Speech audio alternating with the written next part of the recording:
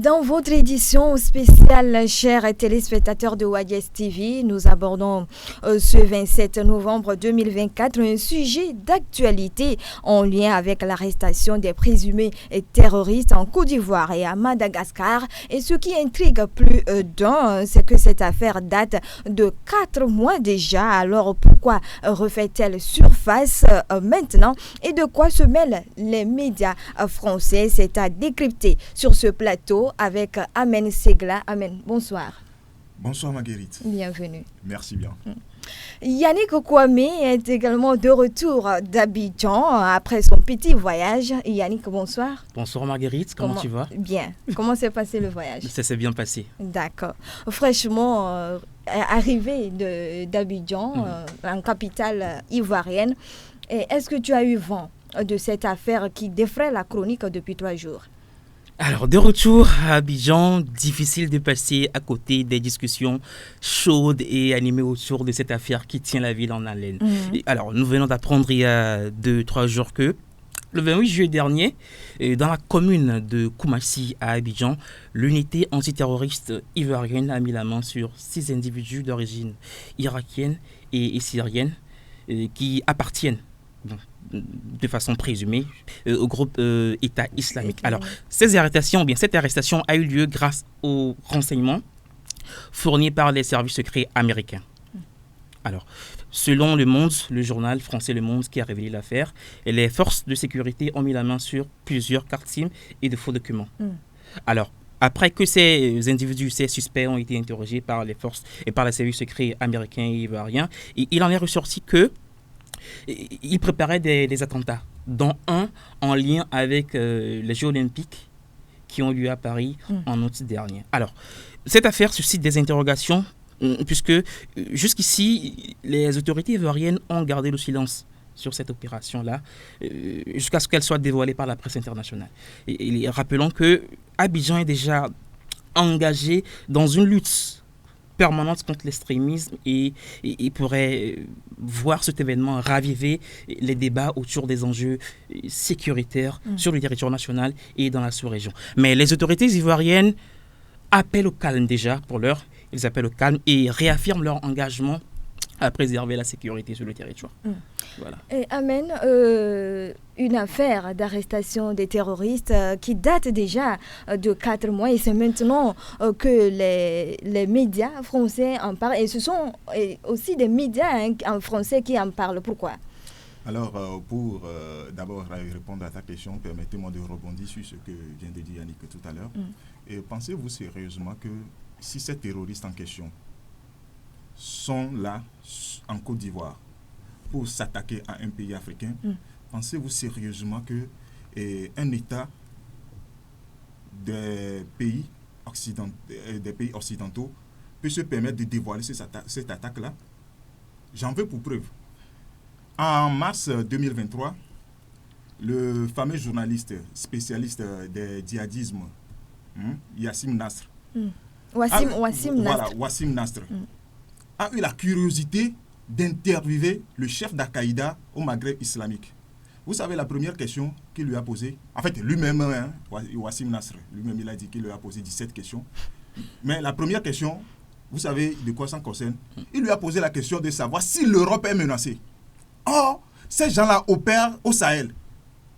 Ils ne l'ont pas posé la question, pourquoi vous attaquez les pays sahéliens? Il lui a posé si l'Europe est attaquée. C'est parce que l'Europe, comme vient de le dire Yannick, l'Europe est menacée.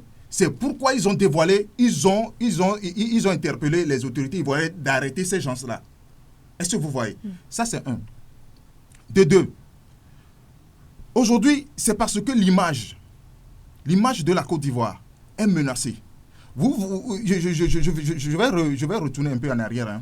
Vous allez voir, avant même qu'on ne dévoile l'attaque là, le secrétaire américain Tony Blinken était en Côte d'Ivoire en janvier pour solliciter auprès des autorités ivoiriennes l'installation d'une base militaire en Côte d'Ivoire. Donc, pour justifier aux autorités ivoiriennes que bon, nous sommes des partenaires loyaux, donc on va vous livrer les menaces qui sont sur vos territoires. C'est juste pour ça. Donc, ce débat-là, c'est pour les intérêts des pays occidentaux et non pour des intérêts des pays africains. Donc, vous m'avez posé la question tout à l'heure. Pourquoi c'est maintenant il en parle? Pourquoi maintenant? Parce Et pourquoi les médias, ce sont les médias français qui rebondissent sur l'affaire? Premièrement, si la France ou bien les médias français annoncent ce genre d'informations, c'est parce que il y a une attaque, ou bien voilà, il y a une attaque en perspective. Parce qu'ils sont en train encore de planifier quelque chose de très lugubre sur les pays africains. Ou soit c'est sur la Côte d'Ivoire, ou soit c'est sur le Burkina Faso. De deux. Parce qu'il y a une élection présidentielle en vue. Non, oui, en Côte d'Ivoire. Et que tout ce qu'ils sont en train de dire maintenant, c'est pour dire à la population ivoirienne que votre président Alassane Dramata est en train de vous cacher quelque chose en ce qui concerne le terrorisme. Parce que si cette affaire-là a déjà fait, disons, 4 mois, et que c'est maintenant qu'ils sont en train de dévoiler tout ça là, c'est pour jeter du discrédit sur l'autorité du président ivoirien. Et pour jeter du discrédit sur le régime de Alassane Ouattara, et Yannick, qu'est-ce que tu en penses? Alors moi je crois et je suis sûr que la France est en train progressivement de perdre sa puissance et son contrôle en Afrique de l'Ouest. Et pour cela, il va falloir qu'elle réagisse parce qu'il en va de ses intérêts. Alors, quoi de mieux que de faire ce en quoi elle excelle le mieux, la déstabilisation, la manipulation, instrumentaliser l'opinion publique internationale, manipuler les populations, installer l'instabilité entre les classes politiques nationales. Voilà. Et dans cette situation, quelle doit être la réaction ou bien le comportement des autorités ivoiriennes? Aujourd'hui, les autorités ivoiriennes doivent réagir avec promptitude dans la médiateté. Parce que quand nous reculons un peu en arrière pour voir comment le Burkina Faso, le terrorisme est arrivé au Burkina Faso, c'est après la chute du régime du président Kadhafi. Non. Oui, c'est après la chute en 2011. Régime, en 2011, ah ok, d'accord. Après la chute, les terroristes qui sont sur le territoire là-bas, c'est-à-dire ceux qui ont contribué à la déstabilisation de la Libye, c'est eux qui sont revenus qui sont descendus vers le Sahel et ils sont propagés dans les pays comme Mali et Burkina Faso. En ce moment-là, Blaise Compaoré était au pouvoir. Donc, pour que le Burkina Faso ne soit pas attaqué, il a signé ce que les Anglais appellent le Gentleman Agreement entre l'État et burkinabé et ces terroristes-là. Donc, en ce moment-là, les terroristes n'agissent pas. Donc, c'est après la chute du régime de Compaoré que le terrorisme a pris de l'ampleur. Voilà, a pris de l'ampleur. Vous voyez, a pris de l'ampleur. Donc, comme le protecteur Blaise Compaoré n'est plus au pouvoir, c'est lui qui les biberonne, c'est lui qui les nourrissait, c'est lui qui les fournissait tout ce qu'ils veulent. Donc, comme il n'y a plus personne pour leur donner tout ça là, maintenant, il s'attaque à la population. C'est le même schéma qui est en train de se reproduire au Burkina Faso. Parce que vous allez voir en Côte d'Ivoire, c'est le même schéma. Quand vous voyez ceux qui ont déserté le Burkina Faso aujourd'hui, qui se retrouvent sur le territoire ivoirien, c'est eux qui menacent aujourd'hui le Burkina, le régime du capitaine Ibrahim Traoré. Parce qu'ils se sentent d'une manière ou d'une autre protégés par les autorités ivoiriennes. Mais si demain, Alassane Dramane Ouattara qui est au pouvoir aujourd'hui n'est plus là, et que cette protection-là n'est plus lieu, mais ils seront obligés de s'attaquer à qui? De s'attaquer au peuple ivoirien. C'est le même schéma. Donc, il revient maintenant aux autorités ivoiriennes de les mettre tous à la porte. Dès maintenant. Et de commencer à envisager, par les couloirs diplomatiques bien sûr, à rentrer en contact avec les autorités de l'AES, en commençant par le Burkina Faso, parce qu'ils ont une même histoire. Après tout ce qui s'attaque, si quelque chose arrive au Burkina Faso de mal, ça va avoir une répercussion sur la Côte d'Ivoire, réciproquement. Donc, les autorités ivoiriennes aujourd'hui ont intérêt à collaborer de manière franche avec les autorités ivoiriennes, pour ne serait-ce que sur le plan sécuritaire. Et Yannick, à entendre, à écouter et Amen. Et on a l'impression que la Côte d'Ivoire est en danger. Merci Marguerite. Tout d'abord, moi je pense que les autorités ivoiriennes doivent faire une sortie. Elles doivent clarifier l'opinion publique ivoirienne par rapport à ce silence qu'elles ont gardé. Pourquoi? Parce que si les autorités ivoiriennes n'ont rien dit, c'est sûrement pour préserver la quiétude, la tranquillité des Ivoiriens. Ça ne sert à rien d'alarmer la population sur une menace qui est en train d'être gérée par les autorités là. Tout d'abord, alors, de deux, je pense que les autorités ivoiriennes doivent instaurer des protocoles qui puissent permettre de filtrer, si je peux utiliser ce mot, les différentes communications internationales. Je veux parler des médias occidentaux qui font, je peux dire, dans la déstabilisation de la manipulation, contrôler les flux d'informations qui passent par ces médias-là, qui arrivent sur le territoire. Comme le cas d'ailleurs au Burkina Faso. Exactement. Et aussi, tout le monde sait que cette révélation-là est à but déstabilisateur. Voilà. Ils ont, une idée de déstabilisation. Donc, les autorités ivoiriennes doivent dénoncer cela et, comme l'a dit Amen, nouer des partenariats avec les pays africains.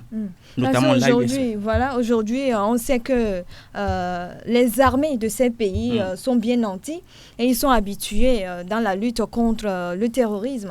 Tout à fait. L'armée des pays africains, notamment l'armée de l'AES, l'armée ivoirienne, n'a plus rien à envier aux armées occidentales, notamment les armées françaises. Donc, elles sont déjà mieux aguerries, elles sont mieux équipées. Et n'oublions pas qu'il y a d'autres partenariats qui sont en train d'être tissés par la Côte d'Ivoire, notamment. Je veux parler des grandes puissances autres que la France, comme la Russie et la Chine, la Turquie, par exemple. Oui, aujourd'hui, quand vous voyez les armées, comme je viens de le dire Yannick tout à l'heure, l'armée burkinabé par exemple est habituée à ces questions de terrorisme-là, de combattre. C'est-à-dire, quand vous prenez le terrorisme, n'a rien à voir avec... c'est vrai, la Côte d'Ivoire a connu une rébellion, mais le terrorisme n'a rien à voir avec la rébellion. Quand on parle d'une rébellion, le terrorisme n'a rien à voir avec ça. Donc, l'armée ivoirienne aujourd'hui a intérêt de collaborer avec l'armée burkinabé dans l'intérêt de préserver la sécurité de l'État ivoirien au cas où les terroristes veulent s'en prendre aussi à la Côte d'Ivoire. Bon, pour rebondir sur ta question, aujourd'hui, il est de notoriété que les médias ivoiriens commencent par parler du sujet-là. Parce qu'on a l'impression qu'ils s'intéressent à ce qui se passe dans d'autres pays et oublient carrément ce qui se passe sur leur propre territoire.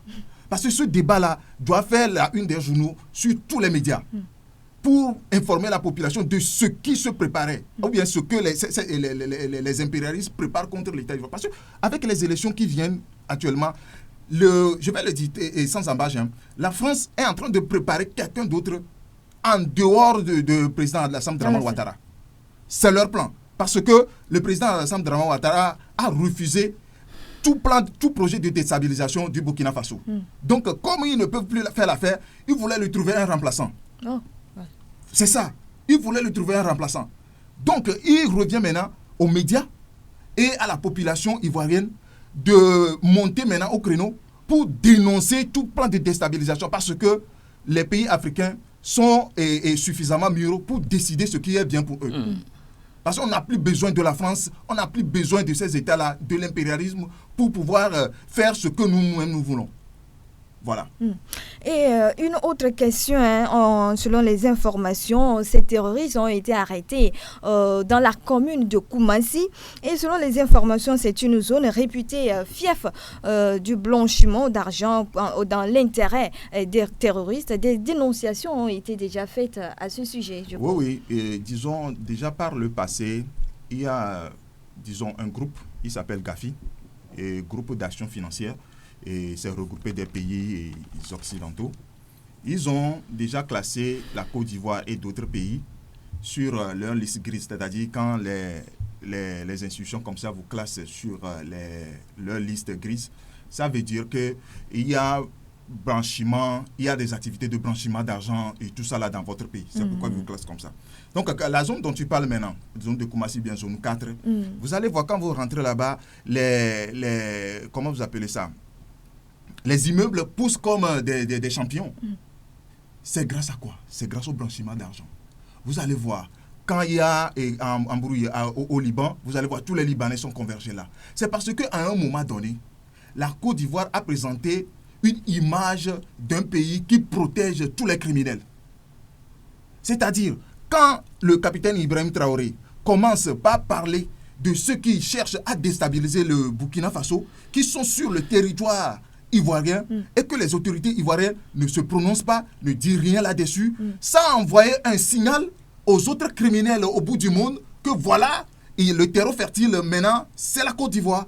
Donc, ils sont tous convergés vers là. Et puis, vous allez voir les investissements, parce que quand les criminels volent de l'argent et tout ça là, ils viennent l'investir là-bas. Zone 4. Donc, c'est là-bas, ils ont. Donc, ce n'est pas en fait une coïncidence quand ils sont tous allés. Parce qu'ils ont trouvé l'endroit là comme bon, c'est une zone. En fait, c'est un terreau fertile pour leurs activités. Et Yannick, bon, nous tendons vers la fin de cette édition. Peut-être un mot à l'endroit de la population ivoirienne et surtout peut-être des autres organisations de la Côte d'Ivoire face à cette situation de manipulation et de tentative de déstabilisation du régime d'Alassane Ouattara. Alors, moi, je peux dire que les autorités ivoiriennes doivent rester fermes, solides dans leur bosse, qu'elles ne cèdent pas aux tentatives de manipulation orchestrées par les Occidentaux et leurs valets locaux en Afrique. Et il faut qu'elles rassurent aussi les populations, les inciter à leur faire confiance pour qu'ensemble cette lutte soit aboutie. Voilà. Alors, moi, le message que j'ai à l'endroit des autorités ivoiriennes, c'est d'abord faire sortir tous les Burkinabés, les politiciens, les fugitifs là qui sont sur les territoires, de les faire retourner dans leur pays pour qu'ils fassent face à la justice là-bas. Et je demande aussi à la population ivoirienne de monter au créneau et de faire comprendre à leurs dirigeants que la Côte d'Ivoire, certes, c'est un pays hospitalier, mais ce n'est pas un pays hospitalier pour les criminels. Voilà. Et aussi demander à l'Assemblée de ramener ce débat-là au niveau de l'Assemblée pour faire sortir des tests pour que ces criminels qui ont toujours tendance à venir en Côte d'Ivoire et prendre ce pays-là comme intérêt conquis, doivent comprendre que la Côte d'Ivoire est régnée par des lois et que la Côte d'Ivoire n'est pas un pays des criminels. La Côte d'Ivoire n'est pas un pays des criminels. Notre temps s'est achevé. Merci à vous pour ces éclaircissements. Merci Marguerite, c'est un plaisir. Merci à vous également, chers téléspectateurs. Prudence au peuple ivoirien face à cette situation. Et dans cette situation, nous notons également que la solidarité africaine est importante pour permettre à nos pays de sortir ou bien de relever les défis qui s'imposent à eux. Merci à vous de nous avoir suivis et à très bientôt.